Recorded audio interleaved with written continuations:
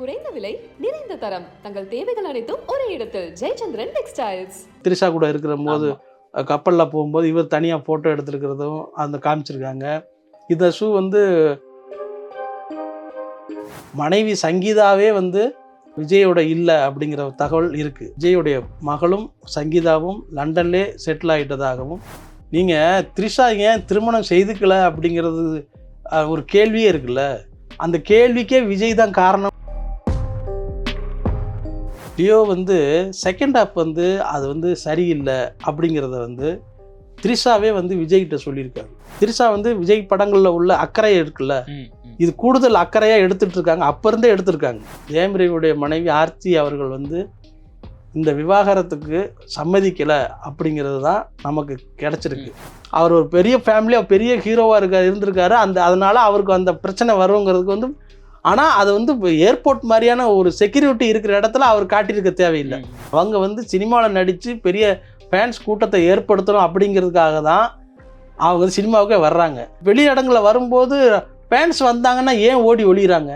எத்தனை ரசிகர்கள் வந்தாலும் அவங்க கூட நின்று பொறுமையாக ஃபோட்டோ எடுத்துகிட்டு அவங்க தோள் மேலே கை போட்டுக்கிட்டு அவங்களை நடக்க விடாமல் செய்தால் கூட அதை பற்றி கவலைப்படாத ஒரே ஹீரோ விஜய் சேதுபதி மட்டும்தான். குறிப்பாக சிவகார்த்தியன் மேலே இந்த பெரிய குற்றச்சாட்டு வந்தது.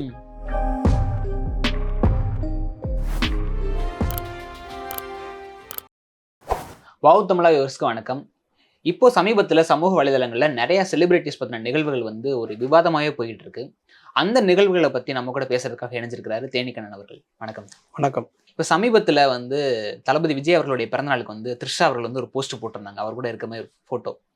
அது வந்து இப்போ சமூக வலைதளங்களில் ஒரு விவாதமாகவே போயிட்டு இருக்கு, ஒரு பெரிய ஒரு ட்ரெண்டிங்காகவே ஆகிட்டு இருக்கு. ஸோ அது நிகழ்வை பற்றி என்ன சார்? த்ரிஷா விஜய் ரெண்டு பேரை பற்றின ஒரு தகவல் வந்து இப்போ மட்டும் இல்லை, கடந்த ஒரு 3 வருடமாகவே தீவிரமாக பரவிக்கிட்டே இருக்குது. அதுக்கு வந்து அவங்க தரப்பில் எந்த பதிலும் சொல்லலை. அதனால் இது என்ன ஆகுது அப்படின்னா, ரொம்ப அதிகமாக செய்தியாக பரவிக்கிட்டே இருக்குது. விஜயோடைய பிறந்தநாளுக்கு வந்து த்ரிஷா நேரடியாக சந்தித்து பேசினதாக, அவங்க 2 பேரும் ஒன்றா சேர்ந்து சுற்றுறதாகவும் அது வந்து தகவல் வந்துக்கிட்டே இருக்குது. குறிப்பாக வந்து லியோ படத்துலேருந்து இது அவங்களுடைய நெருக்கம் வந்து தினமும் சந்திக்கிற மாதிரியான ஒரு சூழ்நிலையில் அவங்க இருக்கிறதாக நமக்கு தகவல் கிடைச்சிட்ருக்கு. அது உண்மையாக இல்லையாங்கிறது ரெண்டாவது பிரச்சனையாக இருந்தாலும், அது எப்போவுமே ஒரு சின்ன ஒரு தகவல் இல்லாமல் சினிமாவில் வந்து, ஏன்னா நடிகர் நடிகை மட்டும் கிடையாது, அது வந்து இப்போ டெக்னீஷியனு நிறைய பேர் இருப்பாங்க இல்லையா, அதனால் அதை வந்து எப்போயுமே மறைச்சி வைக்க முடியாது. அதனால் அந்த லியோ படத்துலேருந்து இந்த மாதிரியான ஒரு தகவல் வந்துக்கிட்டே இருக்குது. இதை வந்து உண்மையாக இருக்குமா அப்படிங்கிறத பார்த்தீங்கன்னா, பல காட்சிகளை வந்து புகைப்படமாக எடுத்து ரசிகர்கள் வந்து அது வந்து உண்மைதான் அப்படிங்கிறதுக்கு வந்து நிறைய சாட்சியங்களை சொல்லிட்டு இருக்காங்க. எப்படின்னா, அவர் போட்டிருக்க ஷூ முதற்கொண்டு த்ரிஷா கூட இருக்கிற போது கப்பலில் போகும்போது இவர் தனியாக ஃபோட்டோ எடுத்துருக்கிறதும் அந்த காமிச்சிருக்காங்க. இந்த ஷூ வந்து அஜித் தான் போட்டிருக்காரு அப்படிங்கிறதையும் சொல்கிறாங்க. இல்லை விஜய் ஒரு ஷூ போட்டிருக்காரு பாருங்க அப்படிங்கிறது, இது வந்து அதே ஷூ விஜயும் போட்டிருக்காரு. இது வந்து இப்போ ரொம்ப அதிகமான ஒரு டாக்கில் இருக்குது இந்த மேட்டர் வந்து. ஏன் இது வந்து அதிகமாக பரவுது அப்படின்னா, கடந்த சில வருடங்களாகவே விஜய் பற்றின தகவல்கள், நெகட்டிவான தகவல்கள் வந்து அதிகமாக வந்துக்கிட்டு இருக்கு. குறிப்பாக அதில் வந்து அவங்களுடைய மனைவி சங்கீதாவே வந்து விஜயோட இல்லை அப்படிங்கிற தகவல் இருக்குது. குறிப்பாக சொல்லணும்னா, அவங்க விஜயோடைய மகளும் சங்கீதாவும் லண்டன்லே செட்டில் ஆகிட்டதாகவும், இவரோடு இல்லை விஜயோட சேர்ந்து இல்லை அப்படிங்கிறத வந்து இருக்குது. இன்னும் ஒரு தகவல் என்னென்னா, த்ரிஷா வந்து அவங்களுடைய வீடே அவங்களுக்கு வந்து நீலாங்கரை பக்கத்தில் வந்து புது வீட்டில் குடியேறி இருக்கிறாங்க அப்படிங்கிற ஒரு செய்தியும் உண்டு. இப்படியாக தொடர்ந்து விஜயும் த்ரிஷா பற்றின தகவல்கள் அதிகமாக பரவிக்கிட்டு இருக்கு. விஜய் அவர்களுடைய நடிச்ச எந்த படத்தோட ஃபங்க்ஷனாக இருந்தாலும் சரி, அவரோட ஒய்ஃபும் வந்து கலந்துக்குவாங்க. லாஸ்ட் படத்தில் வந்து, அதாவது லியோவில் அவங்க வந்து கலந்துக்கல. அப்புறம் மாணவர்களுக்கு வந்து ஒரு விழா பண்ணி பரிசு கொடுத்தாரு. ஸோ அதுக்கும் அவங்க கலந்துக்கல. ஸோ இதெல்லாம் பார்க்குறப்ப வந்து நீங்கள் சொல்கிறதும் கிட்டத்தட்ட ஒத்து போகிற மாதிரி தெரியுது. லியோ படத்தில் மட்டும் இல்லை, அவங்க வந்து ஒரு 5 வருடமாகவே அவங்களுடைய தொடர்பே இல்லாமல் இருக்குது. விஜய்க்கும் அவங்களுக்குமான தொடர்பே இல்லாத ஒரு சூழலில் தான் இருக்குது. ஏன்னா பொது நிகழ்ச்சிகளில் விஜய் வந்து ஒரு கட்டத்தில் வந்து ரொம்ப ஃபேமிலி ஜோவியலாக இருந்தவர். இப்போ ஒய்ஃபை பல இடங்களுக்கு அழைச்சிட்டு வந்திருக்காரு. பார்ட்டிகளெல்லாம் சங்கீதாவோட இருந்திருக்காங்க. அந்த மாதிரி நேரத்தில் இவர் வந்து இப்போ சமீப வருடங்களாக, நான் சொல்கிற 5 வருடங்களாக அவர் வந்து எங்கேயுமே பொது இடங்களில் வந்து சங்கீதாவோட இல்லை அப்படிங்கிறது தான் உண்மை. இன்னொரு விஷயம் என்னென்னா, ரஜினி, அஜித், விஜய் உடைய ரசிகர்கள் இருக்காங்கல்ல, அவங்க வந்து இணையதளத்தில் வந்து மோதிக்கிறது வந்து இந்த மாதிரி விஷயத்தை வந்து அதிகமாக பூஸ்ட் பண்ணி, விஜய் பாருங்கள் இப்படி இருக்காரு அப்படிங்கிற, மனைவியை விட்டுட்டு இருக்காரு அப்படிங்கிறதும், த்ரிஷாவோட அவர் வந்து தொடர்ந்து ட்ராவல் பண்ணிக்கிட்டு இருக்காருங்கிற விஷயத்தை வந்து அதை வந்து அதிகமாக பதிவிடுறாங்க. குறிப்பாக சொன்னால் அவங்க த்ரிஷாவும் விஜயும் வந்து லியோ டைம்லேயும் சரி, இப்போவும் சரி, வெளிநாடுகளில் வந்து அதிகமாக சுற்றுலா மாதிரி போனது மாதிரியான ஒரு புகைப்படங்கள்லாம் அஜித் ரசிகர்கள் எடுத்து அதை வந்து பதிவிட்டு அதை பெரிய வைரல் ஆச்சு. இதுக்கெல்லாம் மறுப்பு செய்தி எங்கேயுமே வரல. அதை உண்மையாக அப்படிங்கிறதும் நமக்கு வந்து அதை சொல்கிறதுக்கு முடியல. இதை வந்து தொடர்ந்து ஒரு குரூப் வந்து செய்துக்கிட்டு இருக்காங்க. விஜய்க்கு வந்து பொலிட்டிக்கல் அரசியல் கட்சி ஆரம்பித்ததுக்கு பிறகு அவருக்கு எதிரான இந்த மாதிரி ஒரு செய்திகளை வந்து தொடர்ந்து ஒரு குரூப் செய்துட்டு இருக்காங்களோ அப்படின்னு நமக்கு நினைக்க தோணுது. குறிப்பாக வந்து ரஜினி ரசிகர்கள் வந்து ரஜினிக்கும் விஜய்க்குமான ஒரு அந்த கழுகு காகம் அந்த பிரச்சனையில் ரஜினி ரசிகர்கள் முழுக்க முழுக்க விஜயை கார்னர் பண்ணி அதுக்கான ஒரு தகவல்களை வந்து அவங்க வந்து பரப்பிக்கிட்டு இருக்காங்களோ அப்படிங்கிற ஒரு இதை வந்து என்ன தோணுது நமக்கு. இது வந்து நேரடியாக விஜய் தான் நமக்கு இதுக்கான பதிலை நம்ம சொல்ல வேண்டியிருக்கோம். ஓகே, நார்மலாக வந்து ஒரு பிறந்தநாள் வாழ்த்துக்கு ஒரு ஃபோட்டோ போட்டிருந்தாங்க, அது வந்து இவ்வளோ வைரல் ஆச்சு.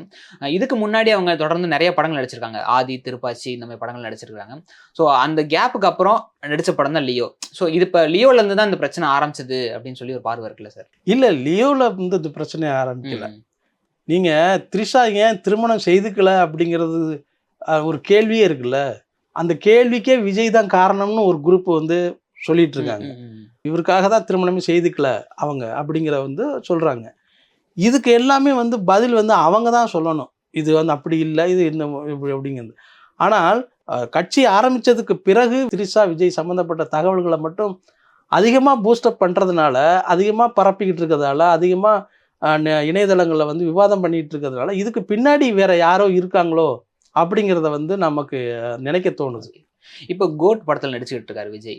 ஸோ இந்த படத்தில் வந்து த்ரிஷா அவர்கள் வந்து ஒரு கேமியோ ரோல் பண்ணுறாங்க அப்படின்னு சொல்லி சமூக வலைதளங்களில் ஒரு பேச்சு இருக்கு. ஸோ அது எப்படி சார்? இப்போ நீங்கள் லியோவில் வந்து ஒரு விஷயம் ஒன்று நடந்தது. லியோ வந்து செகண்ட் ஹாஃப் வந்து அது வந்து சரியில்லை அப்படிங்கிறத வந்து த்ரிஷாவே வந்து விஜய்கிட்ட சொல்லியிருக்காரு. சொல்லி இந்த மாதிரி இந்த படம் செகண்ட் ஹாஃப் வந்து பிடிக்கலை, எனக்கு வந்து ஸ்லோவாக இருக்குது அப்படிங்கிற விஷயத்தில் வந்து முதல்ல லோகேஷ்கிட்ட சொல்லி அவர் வந்து இல்லை அதை சரியாக இருக்கும் அப்படிங்கிற மாதிரி அவங்கள்ட்டே சொல்லியிருக்காங்க. இதை வந்து கம்ப்ளைண்ட்டாக வந்து விஜய்கிட்டே வந்து த்ரிஷா வந்து சொல்லியிருக்காங்க. இப்படி நான் சொல்லியிருக்கேன், இது வந்து சரியாக இல்லை அப்படிங்கிறது. விஜய் வந்து அதை பார்த்துட்டு இல்லையே, ஒரு டைரக்டர் நினைக்கிறது வந்து அவங்க நினைக்கிறபடி எடுக்கலாம் அப்படின்னு. ஆனால் த்ரிஷா என்ன சொன்னாங்களோ அதை தான் வந்து லோகேஷ் வந்து அதோடைய ஃபங்க்ஷனில் வந்து சொல்லிடுறாரு. செகண்ட் ஹாஃப் வந்து கொஞ்சம் இன்னும் நல்லா பண்ணியிருக்கலாம் போல இருக்கு அப்படிங்கிறது. த்ரிஷா வந்து விஜய் படங்களில் உள்ள அக்கறை இருக்குல்ல, இது கூடுதல் அக்கறையாக எடுத்துட்டு இருக்காங்க, அப்போ இருந்தே எடுத்திருக்காங்க. அதனால எந்த வெங்கட் பிரபு பண்ணுற விஷயங்கள் இருக்குல்ல, அது எல்லாமே ஜாலியாக தான் எடுத்துக்க வேண்டியிருக்கும். ஏன்னா அவங்கெல்லாம் வந்து ஒரு படத்தை வந்து பூஸ்டப் பண்ணுறதுக்கான வெங்கட் பிரபு வந்து ஒரு முழு கமர்ஷியல் டைரக்டர். அவர் வந்து இந்த படத்தை வந்து எவ்வளோ தூரத்துக்கு ஜனரஞ்சகமாக்க முடியும், எவ்வளோ தூரத்துக்கு ஜாலியாக இளைய தலைமுறை கொண்டு போக முடியும் அப்படிங்கிற ஒரு ஐடியா வச்சுக்கிட்டு தான் அவர் படம் பண்ணியிருப்பார். கண்டிப்பாக அவர் வந்து எந்த இடத்துல வந்து த்ரிஷாவை கொண்டு வந்து அந்த இடத்துல வைக்கணும் அப்படிங்கிறத வந்து அவர் கண்டிப்பாக தெரியும். அதை வந்து ஸ்க்ரீன் பிளேல வந்து கண்டிப்பாக பண்ணியிருப்பார். இப்போ சமீபத்தில் த்ரிஷா வச்சிருக்கக்கூடிய லைனப் பார்த்தீங்கன்னா ஒரு பெரிய லைனப்பாக தான் இருக்குது. கோட்டில் வந்து ஒரு கேமியோ பண்ணுறாங்க, விடாமுயற்சியில் நடிக்கிறாங்க, தக் லைஃப்லேயும் ஒரு சின்ன ரோல் ப்ளே பண்ணுறாங்க, அப்புறம் சிரஞ்சீவி கூட ஒரு படம் பண்ணுறாங்க. ஸோ இவங்க வந்து இப்போ நயன்தாரா த்ரிஷா அப்படின்னு ஒரு இருந்த காலகட்டமே இப்போ த்ரிஷா மட்டும்தான் இருக்காங்க அப்படின்னு சொல்லி ஒரு பேச்சு இருக்குது. சிரஞ்சீவியோட சேர்ந்து நடிக்கிறது அப்படிங்கிறது வந்து த்ரிஷாவுக்கு வந்து தெலுங்குலேயே வந்து பெரிய ஒரு மார்க்கெட் இருக்குது அவங்களுக்கு. இவங்களுடைய நயன்தாராவுடைய திருமணம் செய்துக்கிட்டது பிறகு அவங்க குழந்தை பிறந்து அவங்களுடைய அந்த போர்ஷன் அந்த வாழ்க்கை அப்படி போயிட்டுருக்கு. அவங்க வந்து குழந்தை கவனிச்சுக்கிறதுக்காகவே சில படங்களை வந்து தவிர்த்துட்டாங்க. அந்த இடங்கள்ல ஃபுல்லாக இவங்க த்ரிஷாவுக்கான ஒரு வாய்ப்பாக வந்து சிரஞ்சீவி கூட சேர்ந்து நடிக்கிறது அப்படிங்கிற அந்த இதில் பண்ணியிருக்காங்க. உண்மையிலே வந்து த்ரிஷாவுடைய அந்த கேரியர் நீங்கள் பார்த்தீங்கன்னா, முதல்ல இதுக்கு முன்னாடி வந்து எனக்கு தெரிஞ்சு சில்க் ஸ்மிதா தான் வந்து பல 20 வருஷத்துக்கு மேலே வந்து அதாவது பேசப்பட்டுட்டே இருந்தாங்க. அவங்க ஹீரோயினாக நடிக்கிறாங்களா இல்லையா அப்படிங்கிறது இல்லை. சில்க் சுமிதா வந்து ஒரு படத்தில் வந்து கேமியோ பண்ணுறாங்க அப்படின்னா அது வந்து ஒரு ஒரு பெரிய ஒரு அதாவது ஒரு பெரிய வியாபாரத்துக்கும் ஒரு ஒரு கியூரியாசிட்டி ஏற்படுத்தக்கூடிய விஷயமாகவும் அந்த திரைப்படம் இருந்தது. அப்படித்தான் வந்து த்ரிஷா வந்து இவ்வளவு காலத்துக்கு பிறகும் அவரை வந்து பெரிய தன்னுடைய கேரியரை வந்து வளர்த்து வச்சுக்கிட்டு வர்றாரு அப்படிங்கிறது ஒரு ஆச்சரியமான விஷயம் தான். அவருடைய அடுத்தடுத்த படங்களும் வந்து முக்கியமான படங்கள் அமைஞ்சது தான் வந்து கிடைக்காத அவங்களுக்கு சில்க் சுமிதாவுக்கு கிடைக்காத ஒரு விஷயமா வந்து த்ரிஷாவுக்கு கிடைச்சிருக்கு. இன்னொரு விஷயம் வந்து சமூக வலைதளங்கள்ல விவாதமா போச்சு. ஜெயம் ரவியும் அவர்களுடைய மனைவியும் வந்து விவாகரத்துக்கு அப்ளை பண்ணியிருக்காங்க அப்படின்னு சொல்லி. ஜெயம் ரவி பொறுத்தளவுக்கு என்னன்னா, ஜெயம் ரவி, ராஜா, எடிட்டர் மோகன் அவங்க ஃபேமிலி பொறுத்தளவுக்கு அவங்க எல்லாமே ரொம்ப ரொம்ப கண்ணியமான ஒரு ஃபேமிலியாக தான் நம்ம ஆரம்பத்துலேருந்து. ஏன்னா அவங்க அப்பாவெல்லாம் ரொம்ப நமக்கு நல்ல பழக்கம். தினமும் வாட்ஸ்அப்பில் பேசுகிறதும் அவங்க இது மாதிரி பண்ண பழக்கம். அவங்க குழந்தைகளை டிசிப்ளினாக வளர்ந்தவர். எனக்கு எப்படி நமக்கு அவர் எடிட்டர் மோகன் எப்படி நல்லா பழக்கம் அப்படின்னா, அவர் வந்து முதல்ல இந்த டப்பிங் படங்கள் இருக்குல்ல, அதை வந்து தமிழ் சினிமாவுக்கு வந்து கொண்டு வந்து சக்ஸஸ்ஃபுல்லாக மாற்றினது வந்து எடிட்டர் மோகன் தான். அப்படி அவர் வெளியிட்ட படங்கள் வந்து அதிசய பறவைகளும் அற்புத விலங்குகளும் சொல்லி மிருகங்களும் அப்படின்னு சொல்லிட்டு ஒரு படம் இருக்கு. அதெல்லாம் நான் பார்த்துருக்கேன். அப்புறம் சர்க்கஸ்னு ஒரு படம் வந்தது.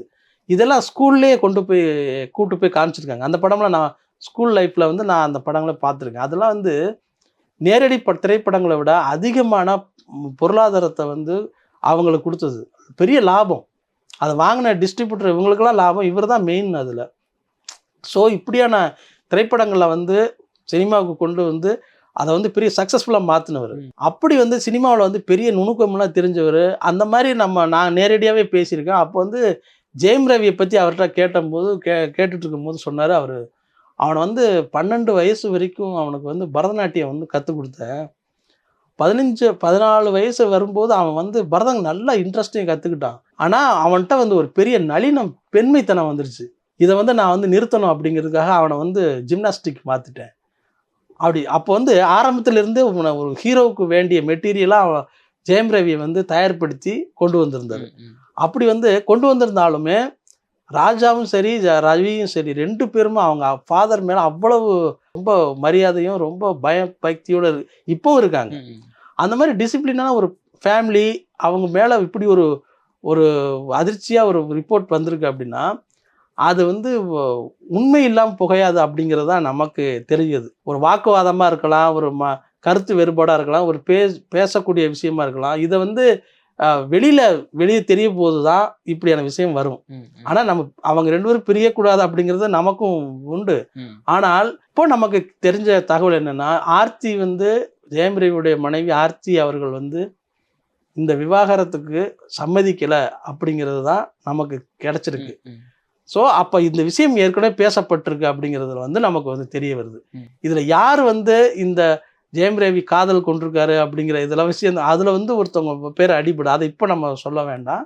நல்ல ஹீரோ, ஃப்ளெக்சிபிளான ஹீரோ, தயாரிப்பாளருக்கு ஃப்ளெக்சிபிளான ஹீரோ, ஒரு நல்ல குடும்பத்தை அதே அவங்க ஜெயம் ரவியோட மாமியார் இருக்காங்களா, அவங்க வந்து ஒரு படத்தில் ஒரு ஹீரோயின் நடிச்சிருக்காங்க. டெல்லி கணேஷ் இருக்காருல்ல, அவருக்கு வந்து ஹீரோயினாக இவங்க நடிச்சிருக்காங்க. அது வந்து ஒரு அற்புதமான பாட்டெல்லாம் உண்டு. அது ஏ ராஜுங்கிற ஒரு மியூசிக் பண்ணியிருக்காரு. பூவே பூஜைக்காக நீ பூத்தாயோன்னு ஒரு பாட்டு இருக்கு, ரொம்ப அருமையான பாட்டு. அப்படி அவங்களும் திரைப்படத்துறையில் இருந்து அவங்க சீரியலில் தொடர்கள் தயாரிக்கிறதுல ஒரு பெரிய முன்னணி நிறுவனம் வச்சு நடத்திட்டு இருக்காங்க, சக்ஸஸ்ஃபுல்லாக பண்ணுறாங்க. அதான் ஒரு 2 சக்ஸஸ்ஃபுல்லான ஃபேமிலியிலேருந்து வந்த 2 ஜோடி வந்து பிரியக்கூடாது அப்படிங்கிறத நமக்கும் ஆசை. ஆனால் அது வந்து நடக்குமா அப்படிங்கிறது தான் போனதான் தெரியும். ஆனால் இப்போ சமீபத்தில் எல்லா பக்கமே விவாகரத்தாவே நடந்துகிட்டு இருக்கு சார். சினிமா சம்மந்தப்பட்ட ஆட்கள் வந்து நிறைய விவாகரத்து நிகழ்வாக தான் நடந்துகிட்டு இருக்கு. இல்லை என்னன்னா, ஒரு தொடர்ந்து எனக்கு ஒரு பெரிய ஆச்சரியம் என்னன்னா, இந்த ஹீரோகள்கிட்ட கதை சொல்ல போகிறதுக்கு ஒரு டைரக்டர் வந்து முயற்சி பண்ணால் பிஸியாக இருக்குன்னு சொல்கிறாங்க. ஆனால் அவங்க அடுத்தடுத்து படம் பண்ணுவாங்களான்னு பார்த்தா எந்த படமும் அவங்க பண்ணலை. ஆனால் ரஜினி அவர்கள் வந்து தொடர்ந்து ஒரு வருடம் முழுக்க பல திரைப்படங்கள் நடித்து பல திரைப்படங்கள் வெளியாகிருக்கு. அவர் வந்து இப்போ அந்த விஷயத்தை வந்து இப்போ இருக்க ஹீரோக்கள் எல்லாம் படம் பண்ண மாட்டேங்கிறாங்க, ஆனால் அவங்க பிஸியாக இருக்காங்க, அவங்க எதில் பிஸியாக இருக்காங்கன்னு தெரியல அப்படின்னு சொல்லி ஒருத்தர்கிட்ட பேசி சிரிச்சுக்கிட்டு இருந்திருக்காரு. இது வந்து உண்மை. ஆனா இவங்க இப்போ இவங்க இந்த ஹீரோக்கள் இருக்காங்கல்ல, இவங்க எல்லாம் பிஸியா இருக்காங்க. ஆனா ஃபேமிலியையும் கவனிக்கல. இந்த இடத்துல தான் வந்து அது வந்து ரொம்ப ஒரு ஒரு பெரிய இடைவெளி ஏற்படுது. இதுதான் வந்து முதல் காரணம். ஃபேமிலியும் கவனிக்கல. ஒரு புது இயக்குனர் வந்து கதை சொல்ல வர்றேன், டைம் கேட்டாலும் நான் பிஸியா இருக்கேன், நான் இப்போ கதை சொல்றது கேட்கறதுக்கு நேரம் இல்லைன்றாங்க. அப்ப என்னதான் பண்றாங்க அப்படிங்கிற ஒரு கேள்வி வந்து இருக்கு. பெரிய ஆச்சரியம் என்னன்னா, இவங்க வந்து குடும்பத்துக்கு டைம் ஸ்பெண்ட் பண்றாங்களா, இல்ல வந்து கதை கேட்கற சினிமாவுக்காக டைம் ஸ்பெண்ட் பண்றாங்களா அப்படிங்கிறதே தெரியல. இது ரொம்ப பெரிய ஒரு அதிர்ச்சியான ஒரு கேள்விதான். இது ஏன் வந்து நடக்குது அப்படிங்கிறது, அவங்க குடும்பத்துக்கு டைம் ஸ்பெண்ட் பண்ணல அப்படிங்கிறதுல தான் நம்ம தெரிஞ்சுக்க வேண்டியது. நாகார்ஜுனா வந்து ஏர்போர்ட்ல நடந்து வந்துகிட்டு இருந்தாரு. ஸோ ஒருத்தர் வந்து ஃபோட்டோ எடுக்க வரப்ப பவுன்சர் வந்து பிடிச்சி தள்ளி விட்ட வீடியோ. ஸோ அதுக்கப்புறம் வந்து அவர் வீட்டுக்கு வந்ததுக்கப்புறம் அப்பாலஜிஸ் கேட்டு ஒரு ட்வீட் போட்டிருந்தாரு.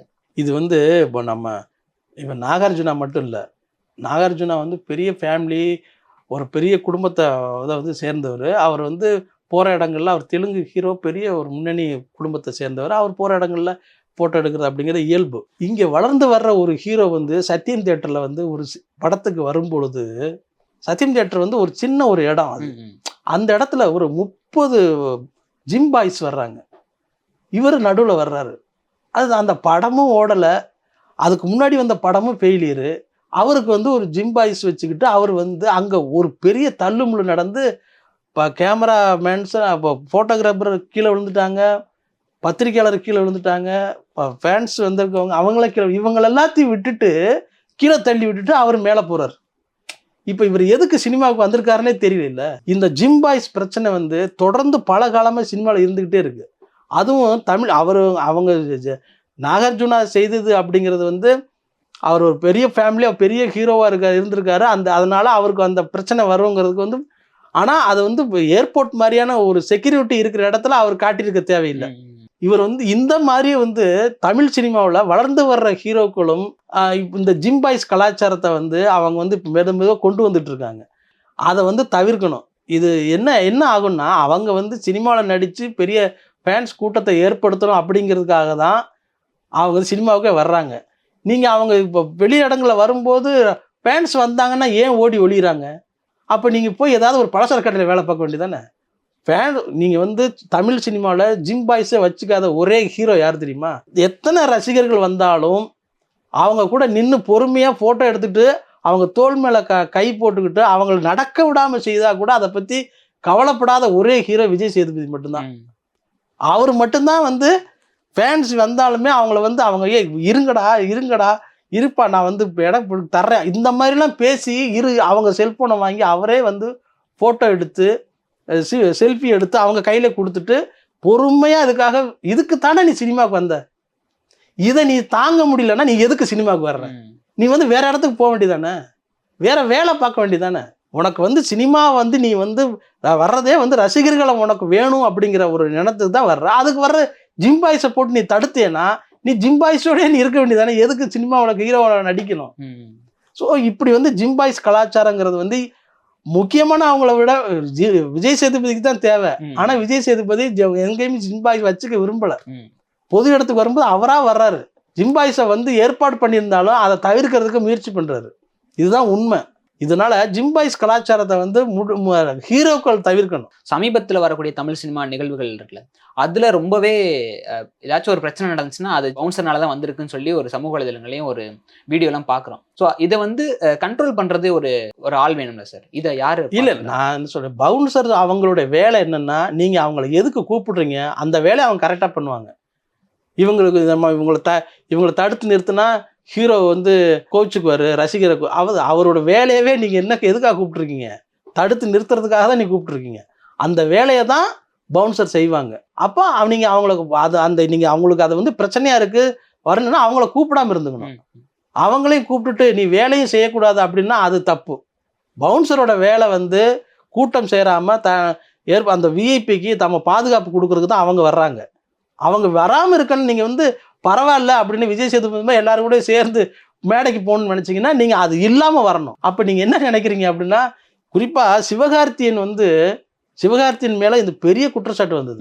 சத்யம் தியேட்டரில் வந்தது வந்து சிவகார்த்தியன் தான். அவர் தான் வந்து பெரிய முதல் படமும் ஓடலை, இந்த படமும் ஓடலை, நீ எதுக்கு ஜிம் பாய்ஸ் வச்சுட்டு வர்ற? இது வந்து எவ்வளோ பெரிய தவறான ஒரு அணுகுமுறை பாருங்க. நீங்கள் ஃபேன்ஸ் வந்தாங்கன்னா உங்கள் கூட ஃபோட்டோ எடுக்க தான் செய்வாங்க. அப்போ நீங்கள் வராமல் இருக்கணும் அப்படின்னா நீங்கள் வந்து படத்துல நடிக்காமல் இருக்கணும், வேற வேலை பார்த்துக்கணும். அல்லது இந்த படம் ஓடலைன்னா நீங்கள் ஏன் வருத்தப்படக்கூடாது? உங்களுக்கு படம் ஃபேன்ஸ் வராமல் இருக்கணும்னா இந்த படம் ஓடக்கூடாது. அதானே படம் ஓடுனா ஃபேன்ஸ் வரதான் செய்வாங்க. ஸோ இந்த இந்த ஜிம் பாய்ஸ் கலாச்சாரம் வந்து ஜிம் பாய்ஸ் பிரச்சனை கிடையாது, பவுன்சர்கள் பிரச்சனை கிடையாது. பவுன்சர் வந்து அவங்க வேலையை அவங்க பார்க்க தான் செய்வாங்க. அவங்கள கூப்பிடாமல் இருக்கிறது தான் நீங்கள் அங்கே வச்சுக்கணும். எங்கே பொது வெளியிலன்னா நீங்கள் பெரிய ஒரு மைதானத்தில் நடக்குது, அங்கே வந்து பெரிய ஒரு கூட்டம் வருது அப்படின்னா அங்கே நீங்கள் வந்து ஒரு முறைப்படுத்துறதுக்கு ஒரு பவுன்சர்கள் தேவைப்படுவாங்க. பெரிய கூட்டத்தை கண்ட்ரோல் பண்ணுறது அந்த மாதிரி இடத்துக்கு தேவைப்படுவாங்க. இந்த சின்ன சின்ன விழாக்களுக்கு போகிறதுக்கு, ஒரு சினிமா விழாவுக்கு போகிறதுக்கே சினிமா நடிகன் நீ வந்து ஜிம் பாய்ஸ் வச்சுக்கிட்டு பவுன்சர் வச்சுக்கிட்டு வந்தீங்கன்னா அப்போ நீங்கள் என்ன சினிமாவை நீங்கள் என்ன மதிக்கிறீங்க? அப்படிதான் நம்ம கேட்க தோணும். சிவகார்த்திகேயன் எடுத்துக்கலாமே சார். அவர் ஒரு நிகழ்வுக்கு போறாருன்னா, வேற ஒரு ஃபங்க்ஷனுக்கு ஒரு நிகழ்வுக்கு போறாருன்னா அது சின்ன பட்ஜெட்டா இருக்கும். அவரை பார்க்கறதுக்கு நிறைய கூட்டங்கள் உள்ள வரும். ஸோ அவர்னால அந்த ஃபங்க்ஷன் பாதிக்கப்படக்கூடாது அப்படிங்கிறதுக்காக ஏதாச்சும் இல்லைங்க, கூட்டம் வரணுங்கிறதுக்காக தான் சிவகார்த்திகேயனை கூப்பிடுறாங்க. அப்போ அந்த ஹீரோவுக்கு வந்து தெரியும். ஆனால் விஜய் சேதுபதிக்கு தெரியும் நம்மளை எதுக்கு கூப்பிடுறாங்க, இந்த படத்துக்கு ஒரு லுக் வரணும், ஒரு வியாபாரம் நடக்கணும், அதுக்காக தான் நம்மளை கூப்பிட்டுருக்காங்க. நம்ம இந்த ஃபங்க்ஷனுக்காக போகிறதுக்கு நம்ம போகணும், நம்ம கூட்டம் வரணும் அப்படிங்கிறதுக்காக தான் கூப்பிட்டுருக்காங்கன்னு தான் அவருக்கு தெரியும். அதனால தான் அவர் சும்மா வர்றாரு, பவுன்சர் இல்லாமல் வர்றாரு. ஸோ இந்த ரசிகர்களோடு கதாநாயகர்கள் இணைந்து இருக்கிற காலம்தான் உண்மையான ரசிகர்களுக்கு சந்தோஷப்படுற காலம். நீ ஜிம் பாய்ஸ் வச்சு பவுன்சர் வச்சு தடுத்துக்கிட்டு நீ போய் ஹீரோவா நீ இருந்தேன்னா நீ ரசிகர்கிட்ட போய் சேரவே முடியாது, உன் படமும் ஓடாது. ஸோ இவ்வளவு நேரத்தை ஒதுக்கி டைப் கொடுத்ததுக்கு ரொம்ப நன்றி.